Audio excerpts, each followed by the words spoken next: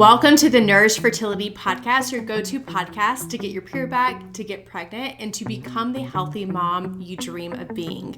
I'm your host, Victoria Myers, peer recovery specialist, fertility dietitian, and owner of the virtual coaching practice Nourish Fertility, where we work together to restore your fertility. I'm so excited to bring you the first of 2 episodes for June. Today's episode is especially special because it is with HMA expert Amanda Montalvo. Amanda is actually a dietitian, a women's health expert that I have followed for literally years. So to have her on the podcast truly is such an honor. And I asked her specifically to come on the podcast because she is, as I just mentioned, an hair tissue mineral analysis or HMA expert. If you've been listening to the podcast recently, we added HMAs to our practice about a year ago, and they have been game changing in the way that we're able to serve and deliver specificity in our protocols to our clients. We're able to see directly the impacts of their metabolic health, their nervous system functioning, their adrenal and thyroid functioning, as well as the specific minerals they're depleted in, and how we can then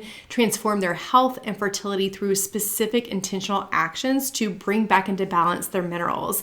So because I love that test so much and it has changed so much of the way we practice inside of Nourish Fertility, I wanted to ask Amanda specifically to come on the show, and here's why. She is such an incredible resource in HMAs and understanding them better. Specifically, I asked her to come on the show to get into the nitty-gritty with us about significant ratios. If you've worked with us in our practice or you're gearing up to work with us soon, you'll hear us say a lot that the significant ratios portion of the HMA test is actually our favorite part of the test because it tells us more insight into each specific area of your body and the systems in your body, such as thyroid health, nervous system functioning, blood sugar balance, and more. And in this episode, Amanda specifically walks us through each significant ratio and why and how minerals and the balance between 2 minerals can tell us about specific systems in the body, and how we can then take that information and better support our body and our health through supporting minerals. You are going to get so much out of this incredible episode.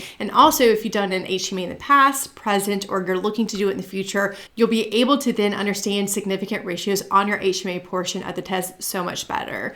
So with that shared, let's jump into this incredible guest episode with registered dietitian and HMA expert Amanda Montalvo. Hello, Amanda. Welcome to the podcast. I cannot tell you how excited I am to have this conversation today. I am very excited to be here and finally meet you, not in real life online, but I was like, oh, this is so fun. I actually get to chat with Victoria. I know. For everyone listening, we both have followed each other for a very, very, very long time. So it's wonderful to officially get to do this. Yes, for sure. So for everybody listening, tell them who you are, the work you do. My name is Amanda Montalvo. I'm a women's health dietitian and kettlebell coach. And really, I am helping women understand where these symptoms are coming from, where that most of them have been chasing for decades. And things like fatigue, irregular cycles, PCOS, fertility struggles, thyroid issues is a really big one I see a lot, digestive issues, acne, and understanding what is your body trying to tell you. And I use primarily hair testing and looking at someone's mineral status in order to do that. And then just focusing on their nutrition, stress, lifestyle, strength training, things like that to bring everything back into balance and make them feel like themselves again. There are so many things I love about following you and learning from you because I just see you as such an expert. Amanda, one of 2 things I'll say. I think you do such a better job than most in articulating the foundations. You're always about making sure you're eating enough and making sure that your exercise is appropriate and stress and circadian rhythm. I just feel like in the functional space, sometimes things get a little bit lost in the too advanced things, and you're always talking about the foundations. It just it's because I mean I've been doing this for more than a decade, and still to this day I will work with clients that are not eating enough. They don't have they never see the sun, or they're always inside under artificial light. They usually they're not consistent with exercise, or they're overtraining, and it's they're kind of like, should I get this red light or should I get this health gadget? And I'm like, absolutely not. We do not need gadgets. And even for myself, I think about my own health. It's like I had PCOS, thyroid issues. I struggled getting pregnant with my first daughter. Through every season, I have 2 kids, 2 years postpartum now. It's like every season of my life, the thing that has helped me if I get into like a rut, symptoms start coming back, it's always the foundations. And Mhm. so I think people want it to be more complicated. And, there's definitely a time and a place for more advanced testing. But I'm like, if you're not doing the basics, why would we layer on more complex things? Yeah, then more complex things can't even work effectively because you haven't taken Exactly. care of the foundations. Hmm. So I'm so grateful you talked about that. Obviously, one of the foundations you talk so much about and you are such an expert in is minerals. Minerals is like your thing. If anyone listening is like, you have any question on minerals, Amanda's who you go to. Like that is it. That's who you go to. Go listen to her podcast, follow her resources, work with her. She is the expert on that. I would be so curious to hear, like, how did you, because you've obviously, like you said, been doing this work for a decade. When and how did like minerals start to be like, oh, like this is the thing for you? So I was probably like 5 years into my journey with have like coming off the birth control pill, getting my PCOS diagnosis, getting on thyroid meds, all the things. Of course, I jumped like right into functional medicine because my doctor wouldn't help me. He's like, just take thyroid medication and go back on the pill. Like, what's your problem, lady? And I'm like young, I'm like 20 at this point, and I'm like, I want to have kids one day. You just gave me terrible news. So I figured it out myself pretty much. I did try to see like some functional practitioners, but I was a very, you know, poor college student. So I was like, I can't really afford this. And then when I did see one, I saved up money. I saw one and we did all kinds of crazy expensive testing. I took a million supplements and I felt worse. It was a nightmare. And so I just kept digging into the research because this was 16 years ago. So uh, there was no Instagram. People on Instagram talking about it. There were very few books out, even like on the subject of women's health. And so I just really took to PubMed and I was like, there's got to be something because I was in school learning all that stuff, which was great because I went to UConn. So it was like very research based program, which I'm so thankful for because I'm like, I think I could figure this stuff out on my own, like if I really dig into it. And so that's what I did. I got obsessed with women's health. I thought I was going to be like a sports dietitian because I was an athlete. And I was like, that was my major focus. And then it really like changed everything. And so I got into functional medicine, which is, it's great, but it's like, they're just, like you said, the foundations are not a focus usually. No one's really helping you and guiding you through the foundations. They're just kind of like, eat this diet and remove all these foods and you'll be fine. Take these supplements. And I was going like doing protocol. I was doing all the labs. At this point, I was a dietitian and I got my FDN certification so I could order all the labs that I wanted. And I would feel better. And then like 2, 3 months after I finished the protocol, all the symptoms would start coming back. And I had very severe period pain. I'm pretty sure I have endo, but I've never gotten the laparoscopic surgery for it. And once I could get pregnant, I was like, I'm not going to do the surgery. I'm not going to worry about that right now. We'll cross that bridge if I need to. And that was really my main motivator is I had very severe pain and I was like, I couldn't work for like 3 to 4 days every month. It was crazy. Yeah, it was so bad. My husband was like, what do we do? Like what are we gonna, you can't live like this. So that's when I got very deep into that. And then finally I had a mentor and he's like, you need to do a hair test. I think you have copper issues because I was on the pill forever and then I had the copper IUD. And I was like, that sounds fake. I'm not doing a hair Wait, test. you of all people said that? I thought the hair No, I'm this is dying right this is now. why when people tell me like that it's like they're like, I'm worried it's not valid. I'm like, I was too. I was that person, of course. I'm always like very skeptical of things. So it's my personality type. So I was like, I don't want to, but then I got really desperate and he's like, I'm telling you, like, just do one test. He's like, I'll explain what it means to you and we'll just see how it goes. And I'm like, okay, fine. So then I did it and all my symptoms were on paper for the first time. And I was like, okay, fine. Like I will look into this more. And then, of course, in my true fashion, I got obsessed with it. I had to learn everything I possibly could and really like understand like what it meant for me. And then, like, how do I support my minerals? How do I bring them back into balance? In which that really brought me back to the foundations. Like, that's what mineral testing did for me, which is like, but where are the stressors coming from? Because it's really like your stress blueprint. Mhm. It's looking at the last few months of time. What is your stress pattern? How is your thyroid functioning? How are you using thyroid hormone? Do you even have minerals enough to support your adrenals and have a good response to stress? Or can you not handle any stress at all? So for me, I was like, okay, this makes so much sense. But then it brings up all the stuff that you're like, I don't want to address this. And then you have to. And I started using it with clients and I was like, oh my gosh, it's like not an expensive lab test. It's very inexpensive. And I'm like, I'm spending less money on labs, getting better results, and it's easier, So it's not always easier for the client because we have to get very honest with ourselves about how are we going to put these habits in place and be consistent, but not be a perfectionist. But it's like, I was like, I can't believe that more people aren't talking about this. And so then I started doing it with clients, doing results reviews. Eventually, I made my Master Your Minerals course and my mineral healing journey. And now we're here today, and I still use hair testing with every single person I work with. Yeah, would you say, I mean, at this point, it is like the primary thing that you do in your practice. Is that true? Yeah. Everyone has to do a hair test. Like you don't have to do any other labs, but you have to do a hair test. And it's for us and for like my understanding, but it's also like for their understanding of like, what is actually going on. And they usually have that same exact experience that I had of like, oh my gosh, all my symptoms are on this piece of paper and it makes sense. Yes, I love the test. I think that's fascinating. You found out about it years ago. I only discovered this a year ago. I don't know what rock I was living under. So I did one on myself. Obviously, it like changed my experience with my body and Yeah. changed how I approached health. And I just immediately became obsessed and hired on practitioners that could help us start to bring this in. Agreed. Every single client, like you have to do the test now in our practice. Yeah.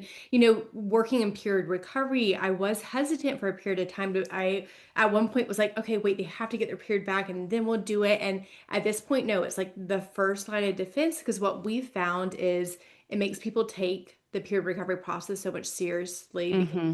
they can see what's going on in their body and how stressed their bodies is. Yeah. Our clients come back like so similar all the it's kind of crazy. It's Do you like have a lot of four lows, fast fours? all of it. Yeah, Yeah. it's always lows, always fast fours. Like, I mean, it's habitual how Yeah. common that is. And then it also makes them, I think, implement their protocols much more seriously too, because they're like, okay, like this is so important that I address this. And Hmm. for us, adding in minerals has allowed us to have clients with less symptoms as they get their Yeah. periods back, but also faster results. And I'm Yeah. just blown away, obsessed now. I mean, think about like if you have HA, typically you're very depleted. And so Mhm. though like that's the person where I'm like, you don't have to do a lot. Like you need to start slowly implementing things and you don't need like a ton of supplements or anything because it probably won't make you feel good. And it's almost like sometimes it can be hard to get those results and be like, oh my gosh, man, I'm like really depleted. But it's also like okay, well, now I have to take things slower. I have to be more intentional. My body is a little less resilient to stress. It just almost makes it like you comprehend like your health history a little bit Yeah. more. Exactly it, right? It makes people be like, oh, I have to take this seriously. And Yeah. given, I think, the loss of a period and seeing low estrogen does that for people too. But I Yeah. think that the HMA has just taken it to the next level where people are taking it, implementing it so much more seriously. So I And then love seeing your that. retest, Yeah. seeing the retest come back and you're like, oh, we've made some positive shifts. Like that's always a good feeling too. And for our clients, I feel like it's taking a long time to see Oh yeah. shifts. And that's the thing that we're always working on, like how do we articulate like this takes time to heal, Mm-hmm. but it is absolutely possible. And you obviously can speak to that so brilliantly today. But I want to kind of start first. So we're going to talk about significant ratios today. Mm-hmm. I was mentioning to you before we hit record, I think it's important to have like a single topic like podcast episode on it because it's the part that I think people are finding the most clarifying, the most like liberating of like, oh wow, this is telling me exactly what's going on in my body. But it's also the most Mm-hmm. confusing because people are like, how the heck do minerals tell me Mm-hmm. different systems in the body? So that's what we're gonna talk about, but maybe just a good starter conversation into that. Like, how would even minerals, for the person who's brand new to this idea, how do minerals influence hormones? Like how are those two things involved? Yeah. They influence everything to be so hormones, the way that I like to explain, because for women, it's like when we have a symptom, you can often relate it back to a hormone, right? People are like, I have hormonal acne, or maybe you have like lots of PMS, or maybe it's like more like mood stuff, or you're noticing weight gain in a certain area or something. oftentimes we're trying to relate that back to a hormone imbalance. But if you have a hormone imbalance, that's the last shift that's going to happen in the body. So that means that something has been brewing for a very long time, and pretty much every other system has already been affected. And this is where minerals come in. And a lot of times I'll have clients that are like, my blood work came back normal. I'm sure you guys hear that a ton too, of like, my blood All work the is all time. normal. So even Normal. though it's like I'm literally not getting a period, but my blood work's normal, so it's fine. So it's like, okay, so you haven't seen a shift in your blood yet because your blood is very tightly regulated, where, your body's going to compensate in other places. Like it's going to take minerals from tissues and then put them in the blood because it's got to keep those levels very tightly regulated to keep you safe and alive. And then if we go back a step further, it's really our mineral status on the hair, it's showing us inside the cell. So we're getting to see what's actually going on, what's moving, what's depleted, what's in a good level. And all those minerals affect every system of the body. So they're going to affect how your metabolism runs, how much energy can you produce, and how do you use that energy, which is then going to affect every other system of the body, right? So think of like energy production, then that's going to affect your thyroid. If your thyroid starts to slow down, digestion starts to slow down, and that's going to affect your gut motility, and that's going to affect your gut microbiome and your immune system and your detoxification processes. Minerals are like when people are like, I want to support detox, I'm like, support your minerals because you will detox more. Your metabolism speeds up, thyroid's in a better condition. You start to detox much better. That's why you have to be very careful and gentle with mineral support and make sure someone's like in a good place to do it. And that all affects your hormonal status, right? We detox our hormones, we have to eliminate them. We have to make sure we have good well-functioning thyroid and that we can use that thyroid hormone, and that helps us ovulate and have a good strong ovulation, make enough progesterone. So our minerals are they're like what's happening in the background. They're the ones that are like helping all these reactions take place. And so our bodies will compensate because they're very smart and they're always trying to keep us alive. They'll compensate. And then after a certain amount of time, if those minerals get too depleted or you can't use them correctly, then symptoms start to pop up. And then you typically see a shift in your hormones. So when someone already has a hormone imbalance, I'm like, okay, cool. Like we have to work backwards from that to understand, like, well, where did this start? And if we're gonna, because we talked about how much we love the foundations and they often get skipped over, especially in the wellness world. Minerals are that foundation. And it's just like if you talk to your doctor, they're like, oh, well, you're probably not mineral deficient, except for iron. Everyone's always like, everyone's iron deficient, right? But it's like that's really the only one that's recognized for the most part. And so, but it's like so many women have deficiencies and imbalances, and that really does start to affect how you're handling stress, your energy levels, like how you're showing up in the world, how you recover from workouts, Mhm. so many things, your cycles, if you're ovulating or not. So they really do touch every system of the body, and then all those systems are ultimately what affects your hormonal balance. Okay, speaking of systems, that's what the significant ratio show us, Yeah. right? So like each significant ratio shows us a different system in the body. So let's just start first with like what when we say significant ratio, what the heck does that mean? And then we can get into the first one. I think we identified five, right, that we want to talk about today. So Yeah. talk about the calcium phosphorus one first. Yeah, that's a good one too. So, because that's your metabolic type. So, when you get a hair test done, you'll have like on the first page, it's like your main mineral chart, heavy metals, and it's got some extras. That main mineral chart's important. Like we want to know like are your mineral levels adequate? Are they low or are they high? Because that's the thing with hair testing is like not everything is always low. You can actually have a high level of something. Mm. And what helps us put that into context and tell us what does that mean? What does it mean if my calcium's high? What does it mean if I have really high magnesium or zinc? That's when we would look at the ratios because that's what connects them to different systems in the body. So calcium phosphorus ratio, that's like our metabolic nervous system ratio. This is the one that tells you what type you are. So on a hair test, you get your results back, and based on this ratio, you're either going to be fast or slow. There's those two main metabolic types. And so if you have a really high calcium phosphorus ratio, meaning calcium is high in relation to your phosphorus levels, that's going to tell us you have a slower metabolism. Typically, you're more in like that. you've already been compensating for a while. Maybe you've already been stressed for a long time and your body hasn't had the resources it's needed. So it's kind of like more of like a freeze kind of state. Like you're not moving in and out of the stress state well.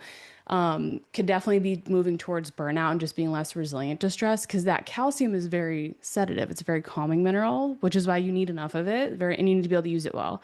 Phosphorus is very stimulating. So we're comparing the two to see where are you on this kind of like stress metabolic spectrum. So I see a lot of high ratios. I also see a lot of low ratios, but if you have like that higher ratio, it's typically like you tend to be more exhausted. You're not feeling super motivated. Those are the clients I often like. It's not that they don't want to be consistent, but they have a hard time being consistent because they're not handling stress well. They typically feel like cold, have kind of the typical thyroid symptoms, constipation, overwhelm, things like that. I definitely see the most mental health often with that as well. And then if you're a low ratio, so your calcium is low in comparison to your phosphorus, this is a faster metabolism. This is like you are actively reacting to stress, and there's no bad, slow or Mhm. fast. Like everyone always wants to know I know it's what like people are always like, metabolic type. don't want, shouldn't I be a fast? Like, isn't that a good thing? I'm like, well, not necessarily. You have to keep your whole test in mind and how you feel and your symptoms and your health history. But like kids should be fast types. That's like the only time where I'm like, I want to see them as a fast metabolic type because they should have a fast metabolism. They're growing at such a fast rate. So when they're slow, that tells us, okay, they've been stressed for too long and their body's compensating. But for adults, you can go either way. You just kind of want to understand like, is it super low? Typically, if you have a very low ratio, you're going to be more anxious, like I see a lot of insomnia, more like histamine kind of symptoms, racing mind. And these are the people that tend to be like addicted to stress. So they are like want those stress Happy hormones. Yeah. though. Also, I have such a mix. It's like very interesting. We identified like three patterns that we have for almost all of our clients, but that fast type with very low minerals is one of them. And it's also like they're like about to be in burnout, but their body is still actively stressed. Mhm. So those are really like that's the biggest difference. And so depending on your calcium phosphorus ratio, you're either going to be labeled a slow type or a fast type. Awesome. Okay, what about the sodium to potassium ratio? So this is one of my favorite ratios. It's the one I will often see change in the quickest.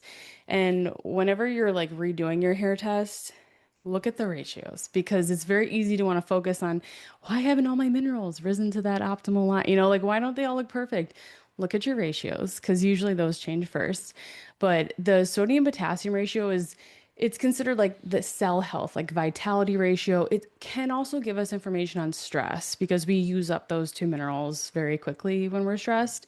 But really, we're looking at like what are your adrenal reserves? How are you adapting to stress?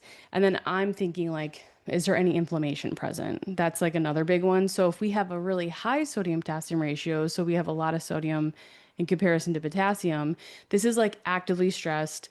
Your adrenals are turned on. Typically, it's like wired but tired, is like what I often will see. And this is the most closely associated with like inflammation. So whenever I see like a sky high sodium potassium, oftentimes it's like they might have gut health issues or something where their body is like very inflamed, Mhm. and high cortisol. Like we're thinking they're probably in fight or flight the majority of the time. And then we're really low sodium potassium ratio. So this is showing me that there's likely burnout present. That pump is not working as well because every cell has a sodium potassium pump on it. So this is the other reason why it's like telling us how healthy are your cells is how are things getting in and out of that cell. And so when we have a very low ratio, that's going to show us like you're typically much more depleted. You've already been stressed and compensated, and you're moving towards that burnout phase. And you're gonna be less resilient to stress is most often. And you're kind because it's usually like your potassium's a lot higher than your sodium, which means your body's been compensating. So when sodium's really high in your hair test and it's higher than potassium, then that's like, ooh, this person's actively stressed right now. When that potassium gets higher than the sodium, then that's saying, okay, they've already been compensating for a while and we're moving towards that burnout. And these people will often be a lot more fatigued, deal with digestive issues like not making enough good digestive juices, maybe constipation. Immune systems usually are weaker, and blood sugar issues are like the most common ones we see. You did such a good job explaining that. I feel like whenever we say vitality of the cell or cell health, people are like, well, huh? What does that mean? So It's that I, pump. Yeah. yeah, I feel like they get it now. They get it now. Okay, what about calcium to potassium? Okay, this is probably my favorite ratio. This is the thyroid ratio. It's the one that I find most of my clients are like, oh, this is why my thyroid labs look normal, but I still have all the symptoms of hypothyroidism. So calcium, again, it's important, but when it's high, especially in relation to potassium, we it basically reduces how quickly you're getting thyroid hormone inside the cell. So blood work shows us for thyroid, like say you're looking at TSH, free T4, free T3, we get to see how much are you making and then converting with T3. And then the hair test, this is why it's beautiful to have both. The hair test shows you how are you using that thyroid hormone.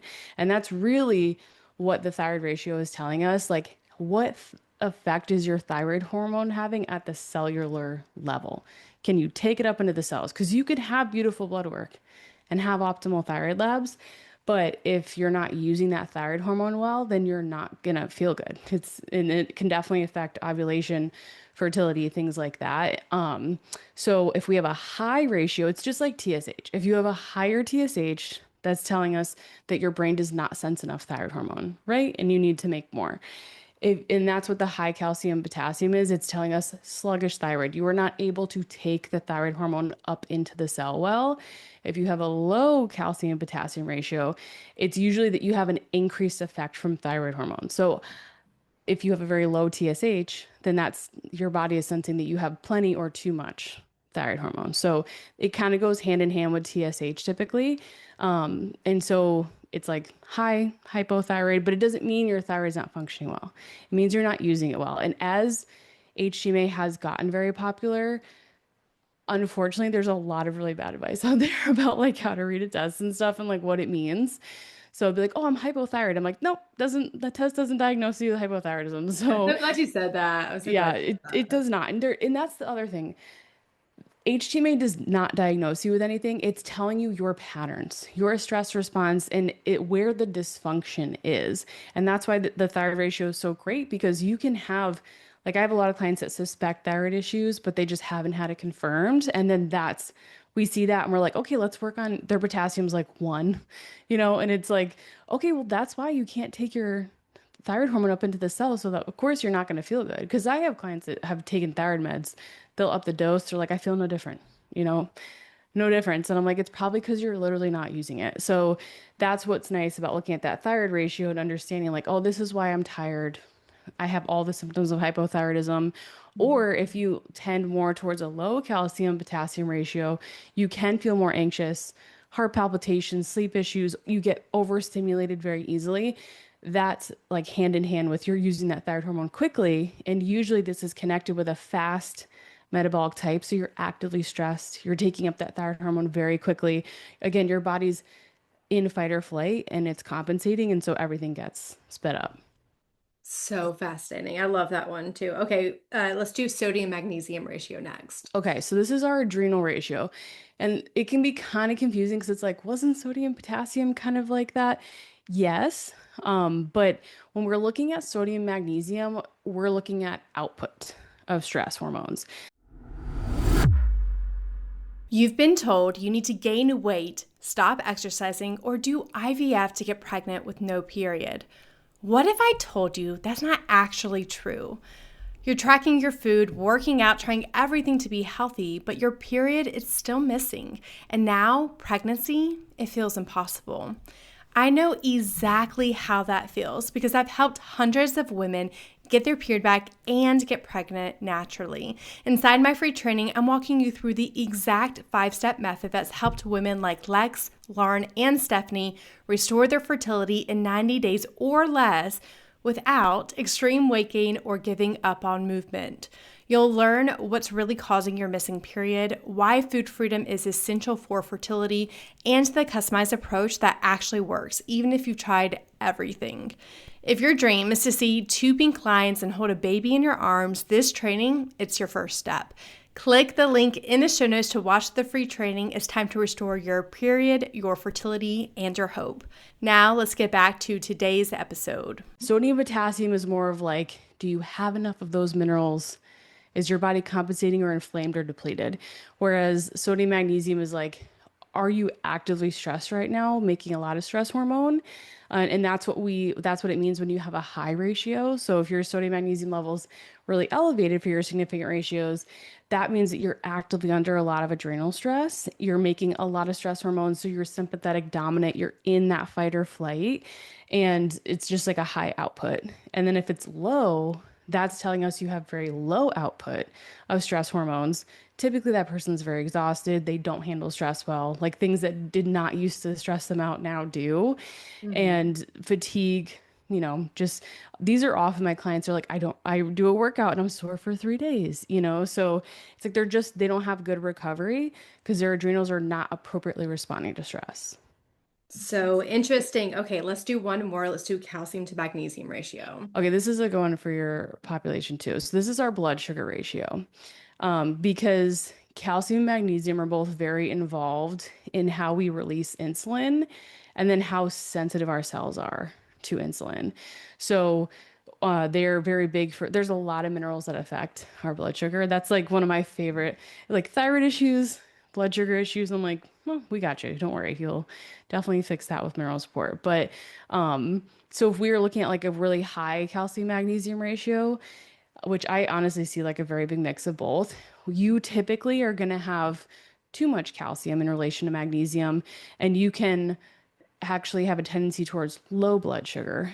And so this one always confuses people. So high ratio puts you more towards hypoglycemia, Mhm.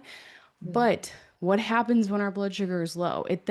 Our bodies will compensate, release cortisol, raise that blood sugar level because it's always trying to keep us alive and safe, right? So basically when I see a high calcium magnesium, I'm like, okay, they're on a blood sugar roller coaster all day.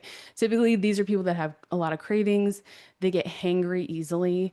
Lots of energy crashes, like that afternoon energy crash things like that. And typically lots of anxiety between meals. So that's like, if you have more calcium in relation to magnesium, you're probably gonna have low blood sugar, but just be on a roller coaster. And then Mhm. if you have a low ratio, this is like tending more towards insulin resistance, but you can still have low blood sugars with this. And this is where you have to keep it in context to yourself. So if you have a lot of magnesium in comparison to calcium, then basically your body will compensate and typically try to release more insulin. And so you can get that low blood sugar, but usually it's like right after a meal. So this person could have like a mix of highs and lows, but either way, if it's high or low, what that tells me, like when I'm taking that information in on a client, I'm like, they're probably going to have a good amount of dysregulation in their blood sugar. They're going to be a little more sensitive. So let's be more on top of like, let's experiment more with their food, right? And then I always consider what was their potassium level because potassium helps us get glucose inside the cell too. So I'm like, okay, well, look at this compared to their potassium. Usually, when you add like multiple supports in, like even just potassium rich foods, that's when they can use that glucose more effectively. If they have plenty of magnesium and calcium, they're going to start to balance out that insulin release and taking it up. So, either way, high or low, it's just some sort of dysregulation in the blood sugar. Yeah, you're right. With our clients, they always come back either really high or really low. And, Yeah. we see a lot of hypoglycemia with our clients. So Me too. it makes sense. I wasn't able to connect that dots until you said that of like, oh, that's why we see clients with that ratio come back the way we do when they have hypoglycemia. Yeah. Makes so much sense now. Especially when you pair with the low, I'm sure they have mostly low potassium, Yes. Like we talked about, Yeah. there's almost always like really low pattern with Yeah. all clients. Occasionally there'll be like a really high magnesium, but that still means that they need more of it. But yeah, it's a pretty across the board, consistently low mineral store Yeah. pattern. Which again, it does make sense. And it's so fascinating to think of this other layer, other foundation now that we get to add in and really help clients. Like I said earlier, like we're seeing better results. We're seeing quicker timelines to period recovery because we've added in this mineral support.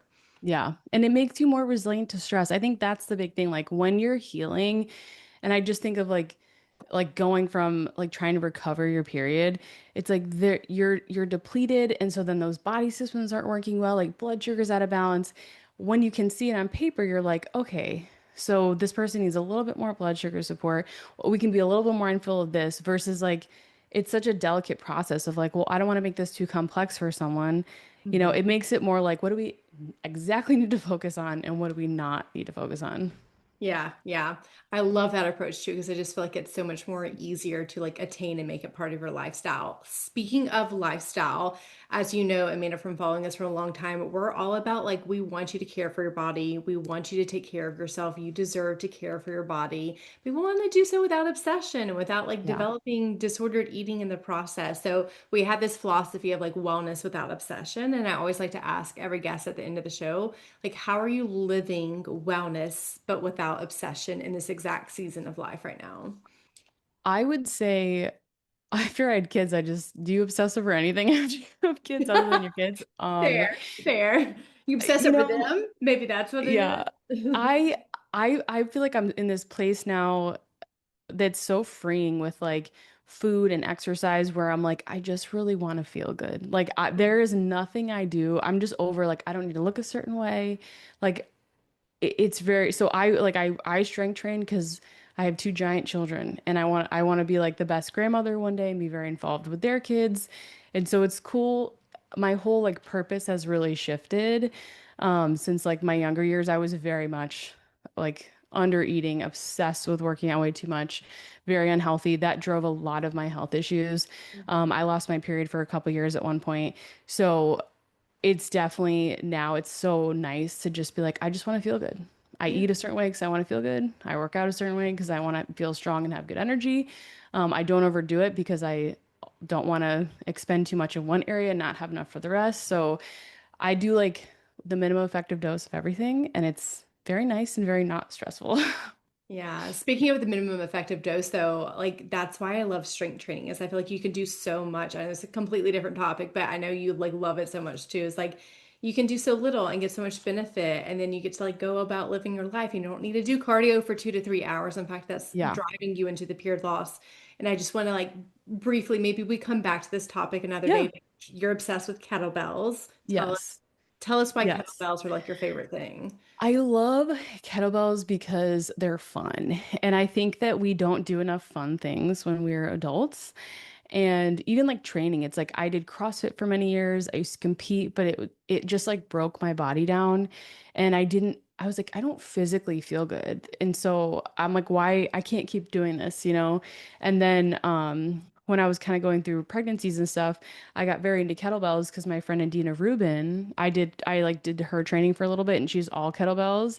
And I was like, this is so fun when it's like a new skill, you know, it's good for your brain to learn new skills, especially if you're trying to make changes in your life, and like change like neural pathways and stuff. So it really helped me like reshape a lot of my thought processes and they're fun and you can get a good mix of power and cardio and strength. And I don't know, it's like I feel like cardio is very demonized in the women's health space. And I'm like, I think we need a balance. Yeah. And We also do all need these some.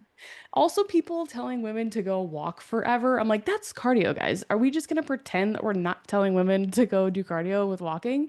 It's very interesting. So, and the other big thing, like I just want to stay healthy and feeling good for as long as I can. And power movements are so like that's the first thing that goes. Everyone's like, oh, as women get older, it's like the muscle mass, they need to strength train. Like, yes, but also like even like small jumping movements, anything where you're generating force, those are also amazing for your joints and your bones and having it in good for like your proprioception. That's just like knowing where your body is in space.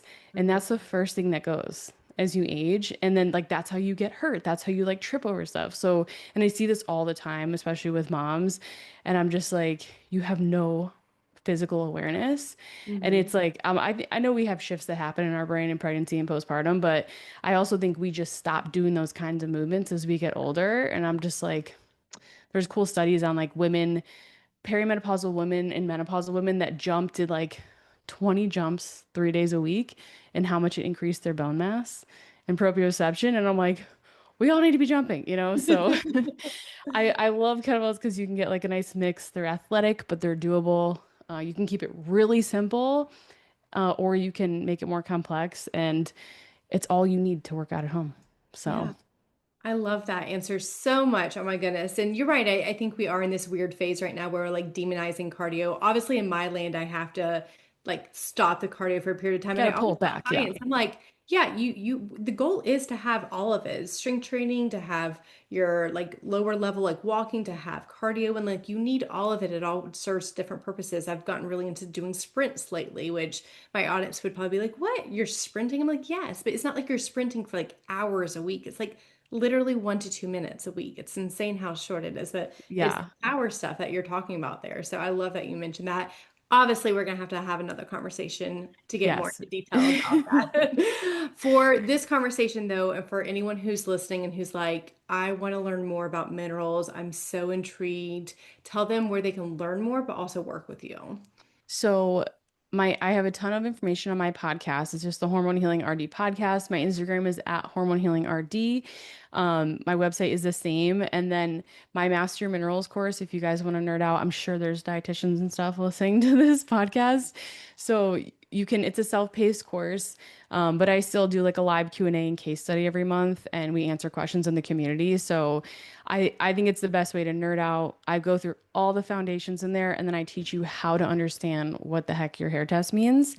And then I have my mineral healing journey program where it's nutrition, kettlebell training, with me. It's group though, so I open it like selectively throughout the year, but you can get on the wait list. If you want to just have fun, take care of yourself without obsession. That's my big thing. I always get perfectionist. That's like we do like a temperament, like a personality type test when they join, and everyone's the exact same, and which is a similar temperament to me. It's so funny. And it's good though, because it helps like put into perspective, like how can we apply these principles without like overdoing it?